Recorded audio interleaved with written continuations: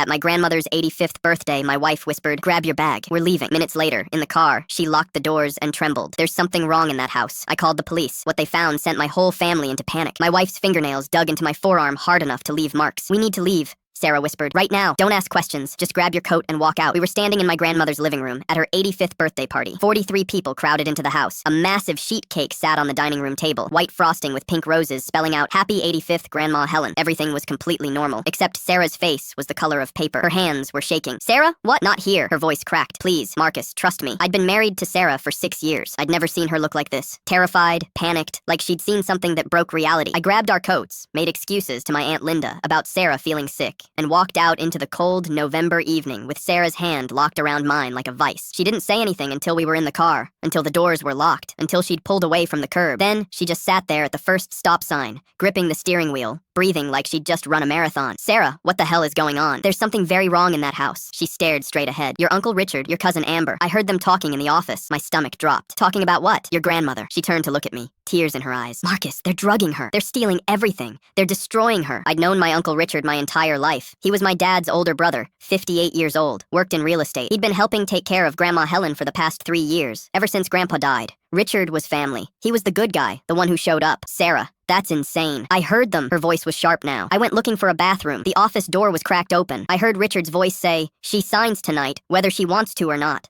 Then Amber said, 'I already forged the last set.'" She was too confused to notice. My mouth went dry. "Richard said something about lawyers, about timing, about making sure everything transferred before anyone caught on. Then Amber said—" Sarah closed her eyes. "No mistakes this time. Everything needs to be clean." Jesus Christ. I looked through the crack in the door. There was a desk covered in papers, legal documents, property transfers. I saw power of attorney forms, a will, all dated within the last 2 weeks. I sat there trying to process it. "Maybe it's legitimate estate planning." "Marcus." Sarah grabbed my face, made me look at her. "Where is your grandmother right now?" I thought about it, pictured the crowded living room, the dining room full of people. I hadn't seen Grandma, not since we'd arrived. "Richard said she was resting," I said slowly, "that the party was too much stimulation." "At her own birthday party?" "She's 85. She gets tired." "When's the last time you actually saw her? Talked to her?" "Thanksgiving, 3 weeks ago." "How did she seem?" "Tired. Confused. She kept asking the same questions." "Richard said it was normal aging, maybe early dementia." Sarah started the car again, drove 2 blocks, pulled into a 7-Eleven parking lot. "Call the police. Tell them you have reason to believe an elderly woman is being abused. Tell them you overheard a conversation about forged documents. Tell them you need a welfare check immediately. If I'm wrong, what if you're right? What if we drive away and they get her to sign something tonight? What if tomorrow she wakes up and her house is gone? Her money is gone. Her entire life is gone." I pulled out my phone. My hand was shaking so badly I could barely dial. 911, what's your emergency? "I need to report possible elder abuse. My grandmother. I think my uncle is drugging her and forging documents."